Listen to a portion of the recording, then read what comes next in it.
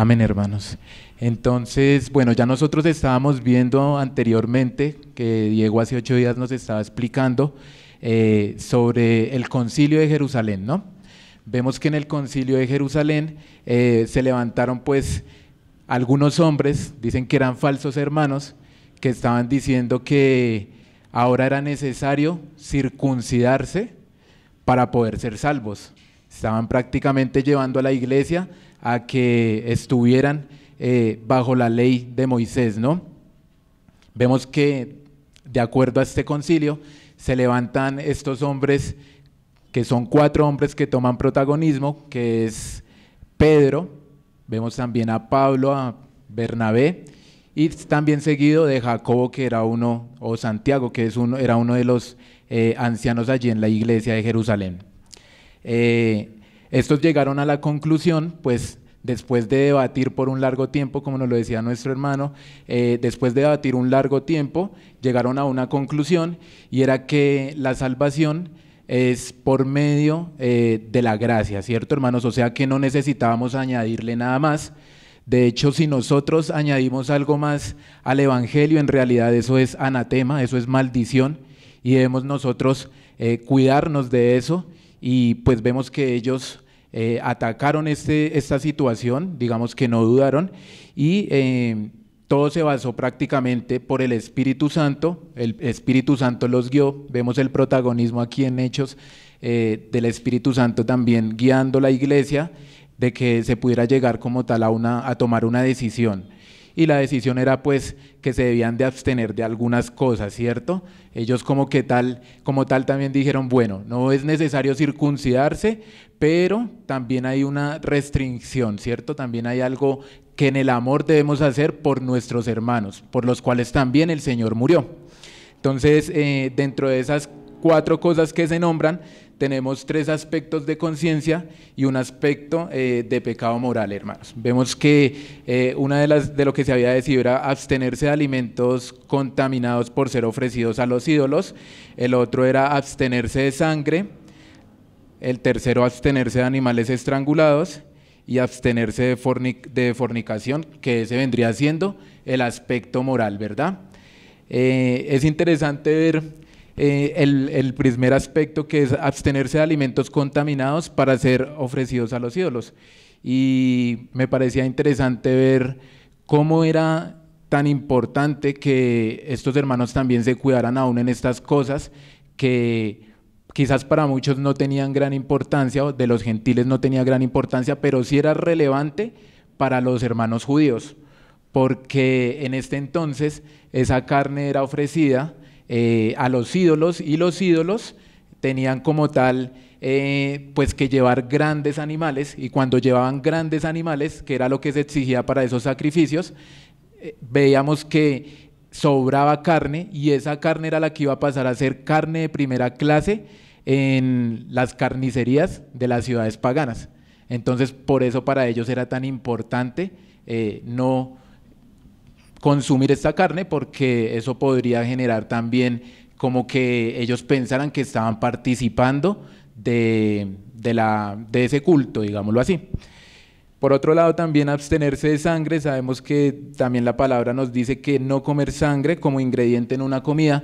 Eso también era una ley de Moisés, ¿no? Porque decían que en la sangre estaba la vida, entonces también por eso tenían que abstenerse de esto. Y la tercera, que es abstenerse de animales estrangulados sin derramar su sangre debidamente, porque quizás en el momento en que los mataban no hacían el de sangre como se debía, y pues esto también para los judíos era contaminante. Y por último, el de abstenerse de la fornicación, que es un pecado moral. Parece que en este entonces el matrimonio se daba entre ciertos grados de consanguinidad o afinidad. Podríamos decir como lo que sucedía allí en Corinto, que estaba un hijo con su madrastra, ¿cierto? Entonces vemos también cómo todo esto toma gran relevancia aquí, y Jacobo y el Espíritu Santo es quien les lleva a decirse, bueno, se tienen que abstener de esto. También podríamos ver la fornicación en general como en el culto a los ídolos, también las orgías, todas estas cosas que se podían llevar a cabo en medio de todas estas situaciones. Vemos doctrinas secundarias, vemos también una doctrina fundamental, la doctrina de que somos salvos por Jesucristo, no por ninguna obra nuestra. Y qué precioso ver eso, que por medio de esa doctrina une la iglesia, pero también hay doctrinas secundarias. Y hay algo que me parece importante en un comentario que dice Hernández Díaz López: en la doctrina fundamental debemos ser como columnas de hierro y en los asuntos secundarios como cañas flexibles. Este concilio trató la esencia del cristianismo, la verdad del evangelio y el futuro de la iglesia, confirmando que el evangelio es por la gracia, y por otro lado estaba apuntando hacia la preservación de la unidad a través de autorizaciones compasivas y llenas de amor.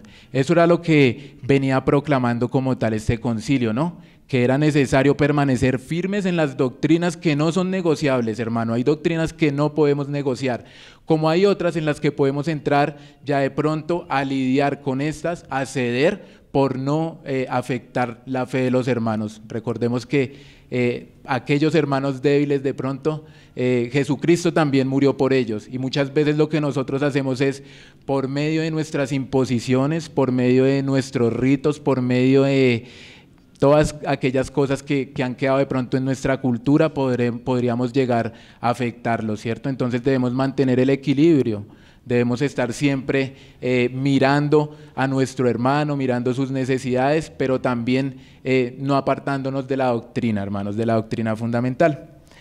Y pues ya vamos a estar introduciéndonos en este momento a lo que es 4 puntos que vamos a estar viendo en esta carta, porque vamos a ver cómo, después de resolver el conflicto que se estaba generando allí, ¿qué debemos hacer? Porque bueno, ya ellos tomaron una decisión de resolver el conflicto.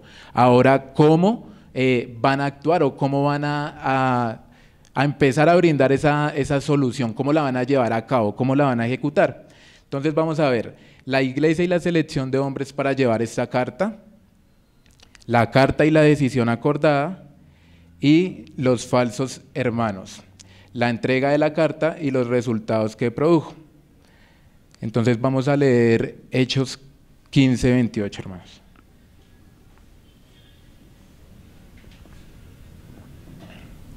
Porque ha parecido bien al Espíritu Santo y a nosotros no imponernos carga alguna. Entonces pareció bien a los apóstoles y a los ancianos con toda la iglesia enviar de entre ellos varones escogidos a Antioquía con Pablo y Bernabé, a Judas, el que se llamaba Barsabás, y a Silas, varones prominentes entre los hermanos, y escribir por mano de ellos, los apóstoles y los ancianos hermanos, a los hermanos de entre los gentiles que están en Antioquía, Siria y Cilicia. Saludos. Entonces aquí ya nosotros vamos a empezar a ver una iglesia guiada por el Espíritu Santo. Por eso quise iniciar con el 28 y lo uní con el 22 y el 23, hermanos, porque debemos tener en cuenta que la obra es del Espíritu Santo. Muchas veces la iglesia quiere trabajar en sus propias fuerzas, muchas veces nosotros queremos introducir lo nuestro, pero vemos que aquí quien toma el protagonismo principal es el Espíritu Santo. Y por eso es el libro de Hechos del Espíritu Santo. Vemos al Espíritu Santo obrando, vemos una iglesia que está atenta a la voz del Espíritu Santo y una obra que no se puede llevar por nuestras propias fuerzas. Necesitamos de la intervención del Espíritu Santo. Es interesante ver la armonía que trae el Espíritu Santo también, porque Él trae ahora lo que es una unanimidad, el llegar como tal a un consenso, a una decisión y decir, bueno, esto es lo que hemos decidido. Entonces nosotros aquí vemos cómo el Espíritu Santo también trabaja en medio de la iglesia. Nuestra iglesia, hermanos, o bueno, la iglesia del Señor no puede guiarse por sus propias opiniones, no puede guiarse por la opinión de un hombre, sino que debe estar guiada por el Espíritu Santo.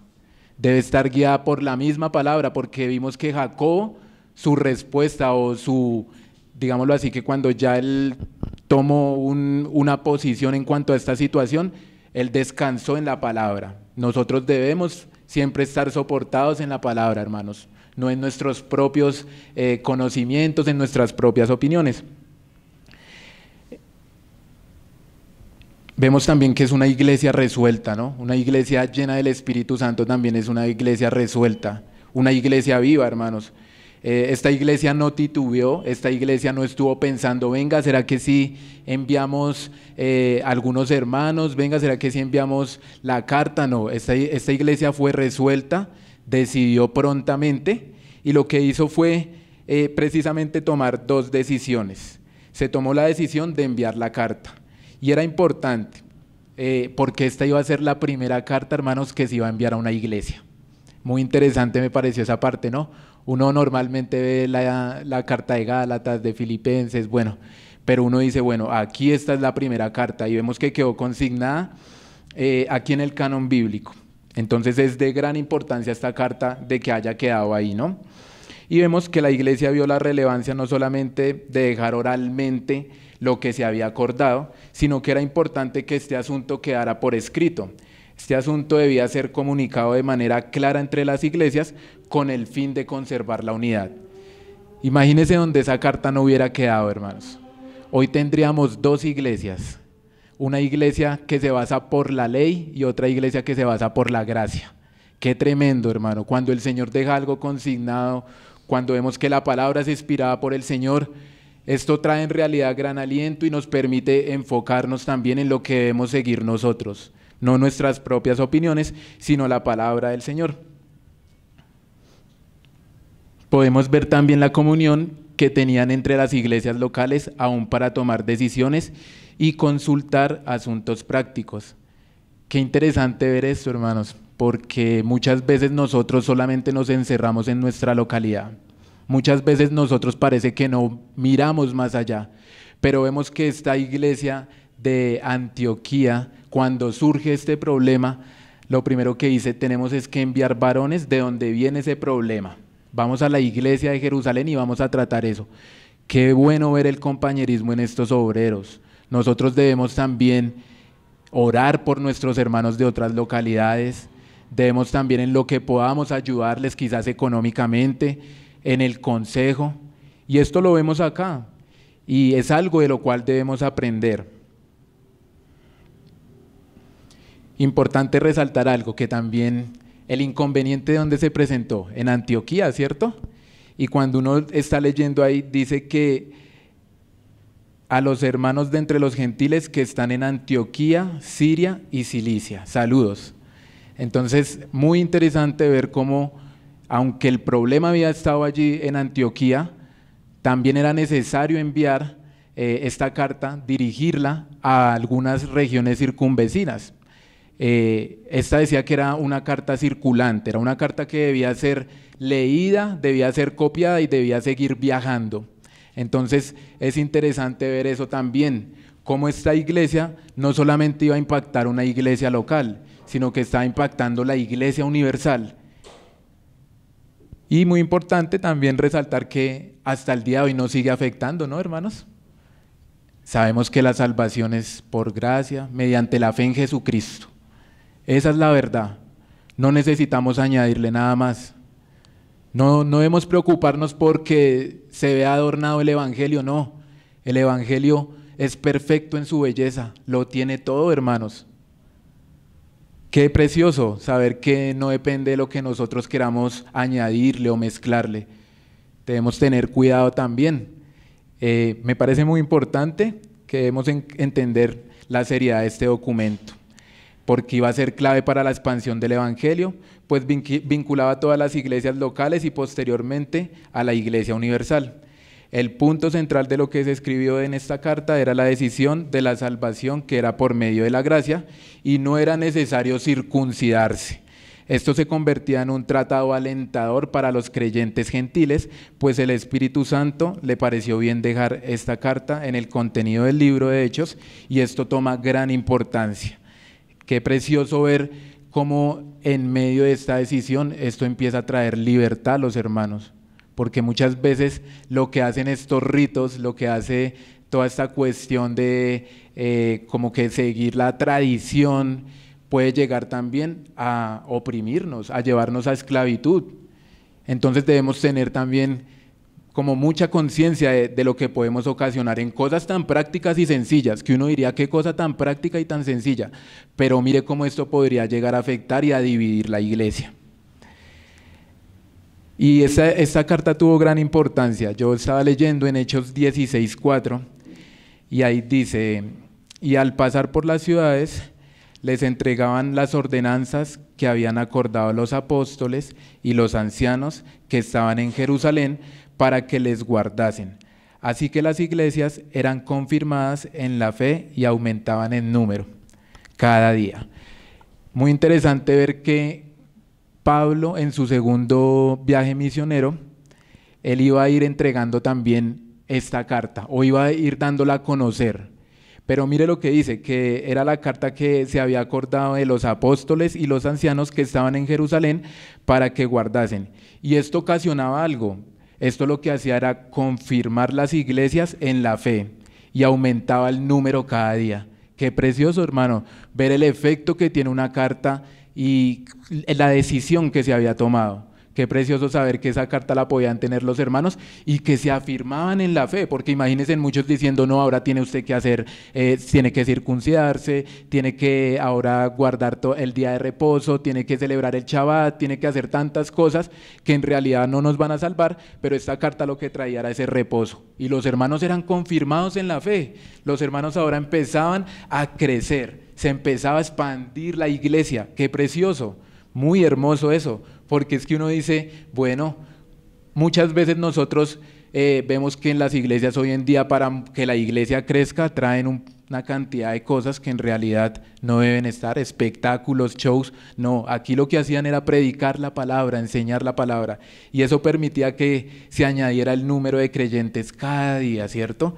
Muy, muy precioso. Toda la iglesia entendió que debían enviar representantes a llevar esta carta. Les pareció bien enviar a los hermanos de los principales, a Barsabás y a Silas, y es aquí donde los mensajeros toman relevancia. ¿Quiénes eran los principales entre los hermanos? Bueno, eran Judas y Silas. Judas, que es el mismo Barsabás, Silas, que también lo conocemos como Silvano. Era necesario, ¿por qué? Porque muy probablemente, como Pablo y Bernabé habían subido a Jerusalén, tenían que otra vez volver con el mensaje. Quizás si volvían con esa carta, no les iba a bastar solamente la carta, quizás el mensaje iba a estar en duda. Y ahora tenían que enviar hermanos de la iglesia de Antioquía para que estos, hermanos de la iglesia de Jerusalén, para que estos confirmaran pues el mensaje que habían dado allí los apóstoles, ¿no? La decisión a la cual se había llegado. Entonces vamos a ver algo de Judas. ¿Quién era este Judas? De este lo que sabemos es que era uno de los hermanos más sobresalientes de la iglesia, era profeta y abundaba en la palabra. Su nombre significa hijo de descanso. Esto era lo que este hombre iba a traer también a la iglesia de Antioquía después de entregar esta carta. Algo de descanso, algo de tranquilidad, algo de gozo. Y ahora Silas o Silvano se nos dice que era profeta, sería quien acompañaría más adelante a Pablo en su segundo viaje misionero, sería un escribiente de Pedro, del apóstol Pedro, y también ahí en primera de Pedro 5:12 dice que era un hombre fiel. Y también vendría a ser predicador, compañero de predicación de Pablo en Tesalónica, Filipos y Corinto. Estos hermanos serían quienes no solamente acompañarían a Pablo y a Bernabé, sino que servirían como monitores para velar el cumplimiento de la carta. Ya vamos viendo cómo va tomando forma. Hacen una carta, deciden que se debe enviar con algunos hermanos para que ésta cobre más autoridad, y ahora vemos que estos hermanos no van simplemente a pasear, como los misioneros que vemos hoy en día, que simplemente quieren ir de lugar en lugar, tomándose una foto, haciendo farándula, show, sino que vemos unos hermanos que son enviados a regular y hacer que esto que enviaron los apóstoles en Jerusalén se cumpla en Antioquía. Ya vamos viendo cómo van actuando, ya vamos viendo cómo es la decisión. Después que se toma la decisión, vamos a ver cómo empiezan a aplicarlo. Qué precioso. Y también vemos algo de Pablo. Pablo a esta fecha ya había cambiado, ya era un siervo tenaz, era un defensor del evangelio. A este punto vemos a un Pablo completamente rendido a Dios, un Pablo que ya había sido perseguido, apedreado. Él estaba comprometido por entregar el evangelio a los gentiles, un servidor humilde, sufrió por la causa de Cristo. De esta manera también era un hermano digno de confianza para resolver dichas inquietudes que estaban surgiendo. Y vemos a Bernabé, siempre con disposición a realizar lo que los líderes de la iglesia necesitaban, un varón bueno y lleno del Espíritu, alguien que lo había dejado todo para la edificación de la iglesia. ¿Se acuerdan cuando él vendió sus propiedades para seguir al Señor? Para que no hubiese necesidad dentro de la iglesia. Vemos que Bernabé en serio había dejado todo por la causa del Señor. Y como lo mencionábamos también anteriormente, era apartado para la obra del evangelio. Un hombre que involucraba a su familia en el servicio. Muy bonito, porque vemos que él más adelante va a involucrar a Juan Marcos, que Juan Marcos era su sobrino, ¿verdad? Entonces, qué precioso ver esto, que nosotros no vamos caminando solos en la vida de iglesia, sino que también el Señor nos ha llamado a salir con nuestra casa, ¿no? El Señor nos ha llamado siempre a ir con los nuestros a servirle. Y algo que me parece muy precioso de Bernabé es que alentaba a los débiles en la fe, alguien generoso en la obra del Señor. Bernabé era quien levantaba las manos caídas, fortalecía las rodillas paralizadas y enderezaba las calzadas para que no se abandonara el camino. Ese era Bernabé. Cuando Juan Marcos prácticamente iba a ser rechazado, él lo iba a recoger, él lo iba a animar, ¿cierto? Estos obreros eran protectores de las verdades divinas. Así las cosas, vemos que estos obreros eran aprobados por Dios y enviados por la iglesia en Jerusalén. Vamos a leer Hechos 15, 24 al 29, hermanos.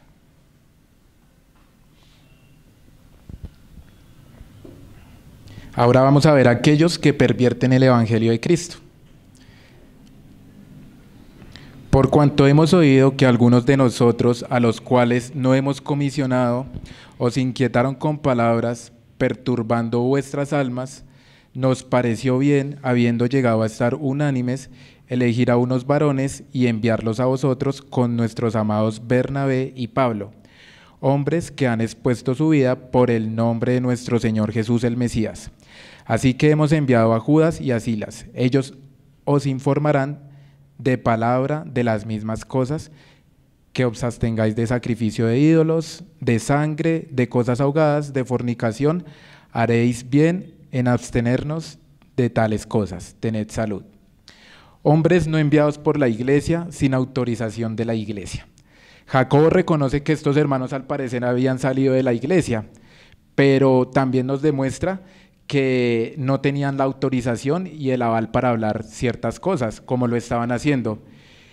No eran delegados por la iglesia. Por esta misma razón, vemos que aquí en el versículo 29, ellos quieren dejar claro con los obreros aprobados por la iglesia que estos llevan la carta y de esta forma confirman que esos falsos hermanos no tenían aval de la iglesia, y vemos cómo los apóstoles desautorizan los judaizantes. Entonces ahora vemos cómo ellos dicen, bueno, vamos a enviar la carta, pero vamos a enviar a estos hermanos, y el impacto que esto genera es demostrarle a la iglesia allí en Antioquía que estos que andaban entre ellos diciendo que necesitaban circuncidarse para ser salvos, no habían sido enviados por ellos, y le están diciendo, bueno, ahora sí les enviamos los que son enviados por nosotros, y ellos van a confirmar con sus propias palabras qué es lo que nosotros hemos hablado. Estos hombres eran rebeldes y enviados por nadie. Salieron sin ser autorizados, no tenían comisión o encargo alguno por la iglesia. En definitiva, estos eran enviados por nadie. Esta carta sería un golpe definitivo para los judaizantes, pues no solo los desautorizaba a ellos, sino que también desautorizaba su mensaje. Era un golpe contundente, hermanos. Como el Señor, como el Espíritu Santo manejó la situación. Esta carta, enviar los mensajeros, en realidad pienso que debió haber sido un golpe muy fuerte para estos hombres. Imagínese usted estar en su iglesia, que usted sea un falso maestro y que lleguen aquellos y digan, venga, es que ustedes no son enviados, usted no es enviado. ¿Cómo se sentiría usted? Y el mensaje que usted enseña tampoco es real, tampoco es genuino, no es lo que dice las Escrituras. Sería muy confrontante, ¿no? Qué vergüenza, hermanos. Que el Señor nos guarde. Esto produjo confusión y gran temor en la iglesia, por cuanto hemos oído que algunos de nosotros, a los cuales no hemos comisionado, os inquietaron con palabras, perturbando vuestras almas. Me causó gran interés este versículo, porque aquí la palabra perturbando en el griego es anaskewasa, y lo que significa, o tiene como significado, cuando se cae en bancarrota y como cuando un ejército saquea una ciudad. Y yo me ponía a pensar, bueno, esto era lo que estaban haciendo estos falsos hermanos. Lo que hacían estos falsos hermanos era, por un lado, despojar a la iglesia de la gracia, y por otro lado, estaban cayendo en la gran miseria y destrucción. Muy triste ver cómo estas cosas pueden llegar a dividir la iglesia, cómo pueden llegar a jugar con la fe de los hermanos, cómo pueden llegar a poner en duda su salvación. Imagínense los gentiles perturbados, en bancarrota, hermanos, saqueados, no tenían ya la gracia, no le encontraban sentido. Algo que me ayudó a mí bastante cuando me convertí al Señor, o bueno, ya después de estar aquí en medio de los hermanos, era saber que la salvación no se perdía, hermanos. Eso trajo un gran descanso para mí. No me imagino cómo estos hermanos hubieran estado de angustiados, pensando, ¿y ahora qué? Hemos enviado a Pablo y a Bernabé, ¿y ellos con qué razón vendrán? ¿Qué nos dirán? ¿Será que necesitamos circuncidarnos? ¿Será que ahora qué es lo que debemos hacer? ¿Qué es lo que debemos hacer? Estamos perturbados. ¿Quién nos puede ayudar? Solo Dios. Orando, me los imagino, pidiendo, Señor, apareja tu palabra, que llegue el verdadero mensaje aquí ante nosotros. Tremendo, hermanos.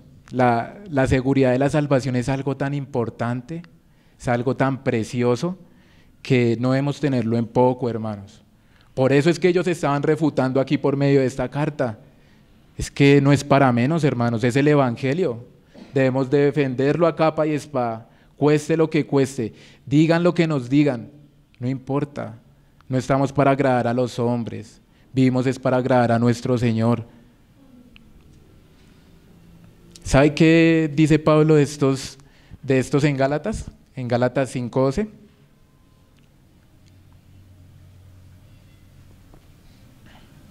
Dice, ojalá se mutilara los que os perturban. Y uno diría, ¿será que les está diciendo que se circunciden? No creo, porque estos ya eran judaizantes, ya estaban circuncidados.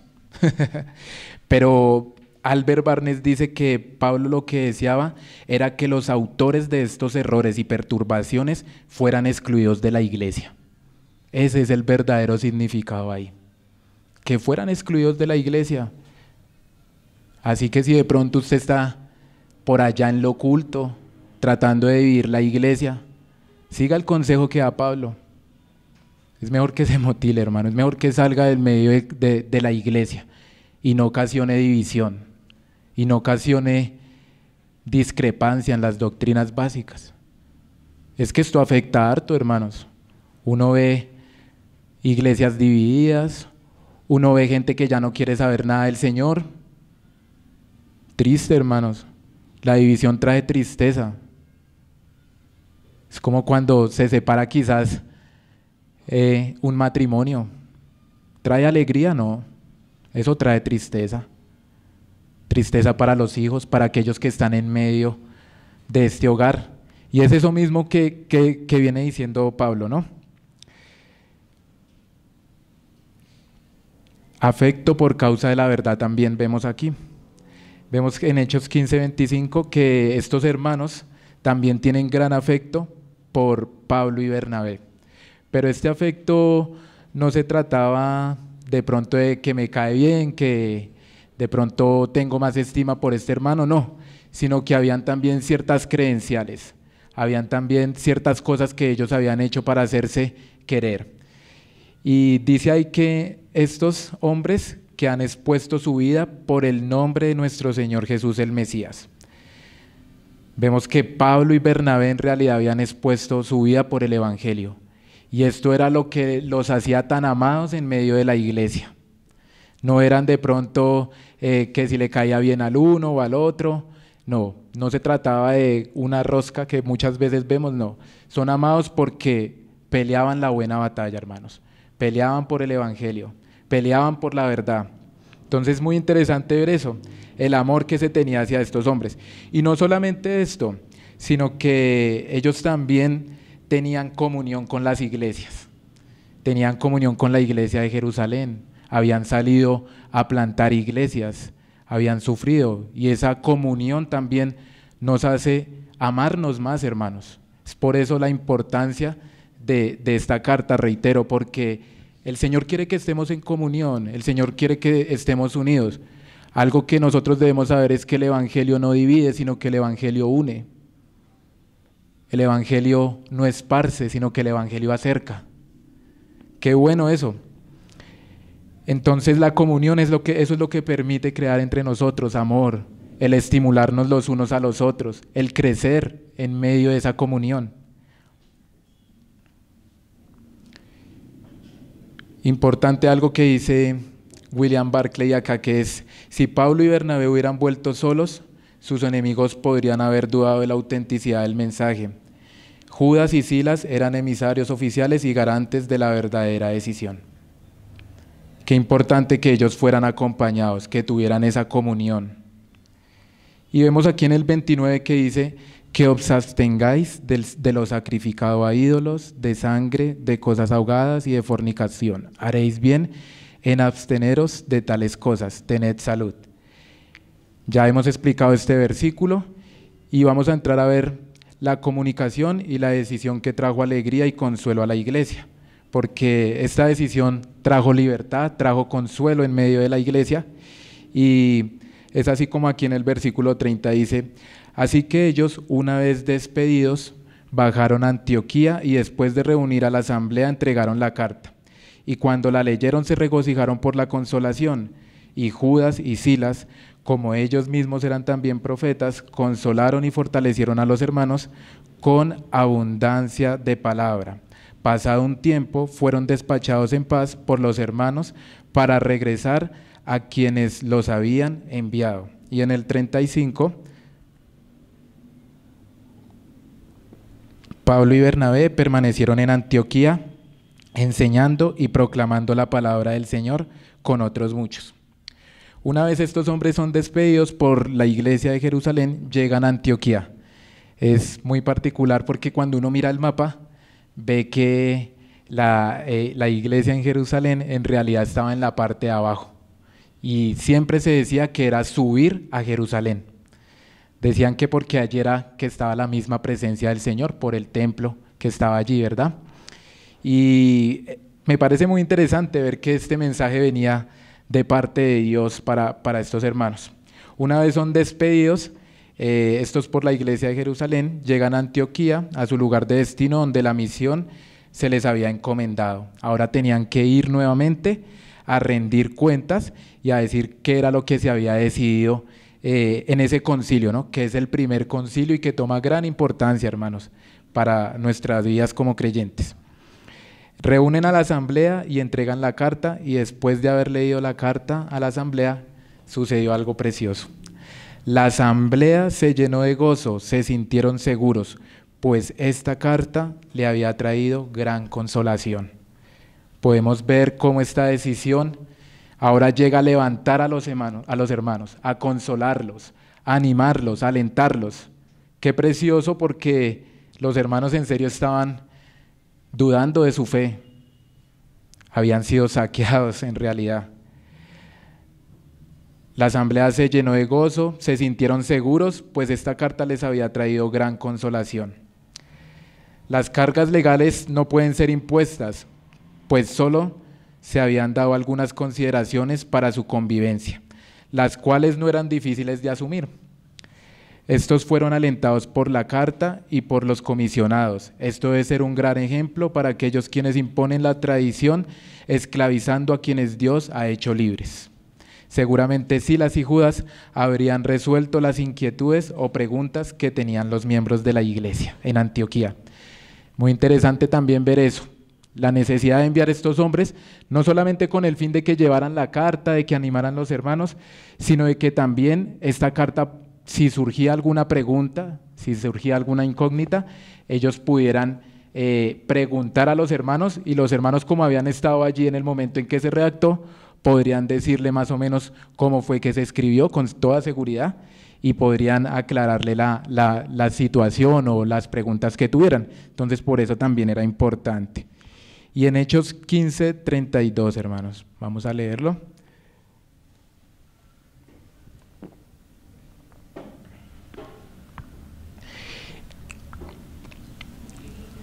Y Judas y Silas, como ellos mismos eran también profetas, consolaron y fortalecieron a los hermanos con abundancia de palabra.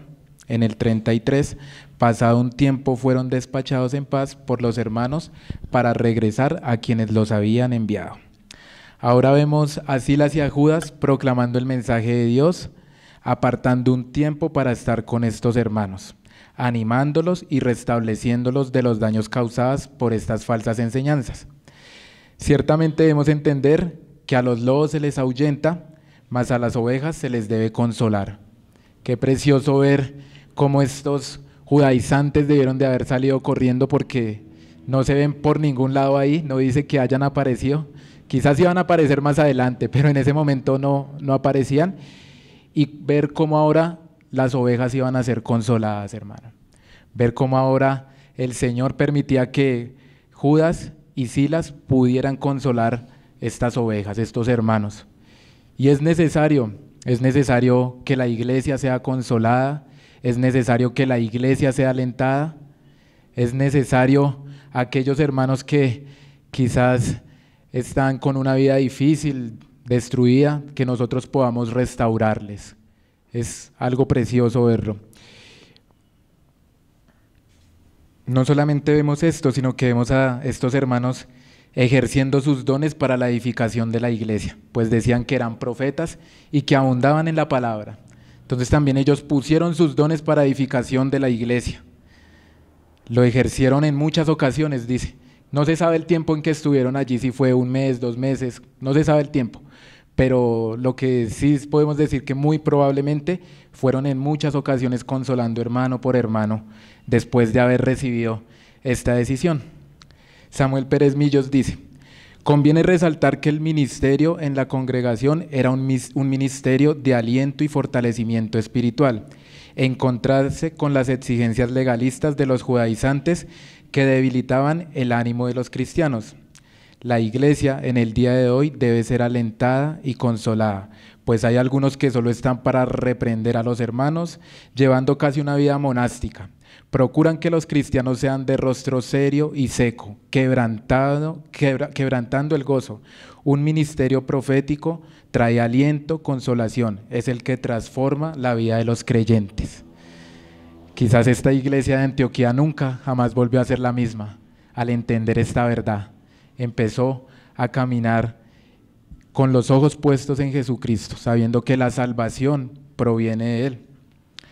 Luego de un tiempo, pues ya estos hermanos cumplieron la comisión por la cual habían sido enviados, y ahora, después de tener ese tiempo de comunión, después de haber estado fortaleciendo a los hermanos, llega el momento de despedirlos, llega el momento de enviarlos en paz.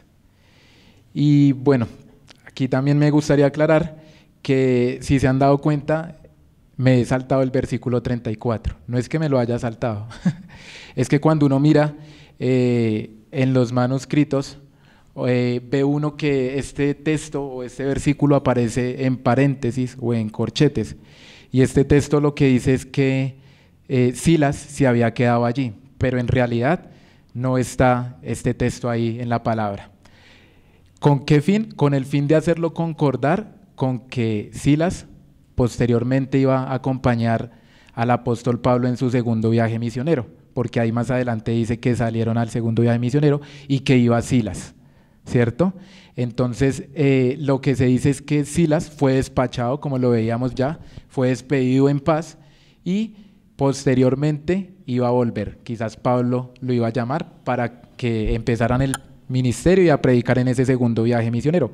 Entonces por eso es que no leí ese versículo, pues porque en realidad en los manuscritos griegos no se encuentra. Y ya en el 35, para ir culminando, hermanos, y Pablo y Bernabé permanecieron en Antioquía enseñando y proclamando la palabra del Señor con otros muchos. Vemos que ya una vez resuelto el inconveniente, ahora ellos entran a iniciar o a seguir con el trabajo que habían hecho desde un principio allí en la iglesia de Antioquía, y era que seguir enseñando y proclamando la palabra del Señor con otros muchos. Ahora vemos a Pablo y a Bernabé, quienes siguen trabajando en Antioquía, enseñando la palabra de Dios, pero esta vez con otros, ya no estaban solos, ya habían más obreros capacitándose allí, quizás para ir replicando lo mismo, hermanos, para ir enseñando a otros. Eso era lo que estaba generando en estos momentos el Espíritu Santo, la expansión del Evangelio. Podemos concluir que como se puso en práctica la decisión tomada por la Iglesia de Jerusalén, esta decisión debía ser redactada en una carta para que el mensaje no fuera llevado por el viento u olvidado, sino que más bien quedara consignado en el canon de la Biblia para que sepamos que la salvación es por medio de la gracia y que la Iglesia debe practicar la unidad, aún en asuntos secundarios. Esta carta es una carta que hasta nuestros tiempos sigue trayendo libertad y nos anima a ser una iglesia que anda en luz, teniendo comunión unos con otros. Interesante que haya quedado esa carta ahí para nosotros, hermanos. Dios estaba pensando en este auditorio aún, cuando esa carta fue enviada. Algunas aplicaciones es que debemos conocer el Evangelio. En tiempos de controversia se debe enseñar y predicar la palabra de Dios. De esta manera no caeremos en falsas enseñanzas. Es importante que el Evangelio sea conocido por nosotros. Es importante que el Evangelio salga a relucir en esos tiempos de controversia. Es el Evangelio y la palabra de Dios lo que nos va a alumbrar, lo que nos va a ayudar a caminar, hermanos. Dios, por medio del Evangelio, es quien preserva la unidad de la iglesia. Muy interesante ver que esta iglesia lo que estaba haciendo era uniendo, recogiendo, no como quizás aquellas cosas que hacían que se dividiera la iglesia. Debemos perseverar en la doctrina de Jesucristo, de los apóstoles y en los fundamentos ya puestos. Debemos también nosotros continuar hacia adelante, no con nuestras propias enseñanzas, hermanos, no incluyendo algo nuevo, una nueva revelación, no. Dice que ya toda la revelación fue dada. Lo que se tenía que escribir ya se escribió. Ahora lo que hay es iluminación, ¿no? Para leer los textos y demás. Entonces, muy importante estar nosotros sobre el fundamento que es Jesucristo, hermanos. Amén.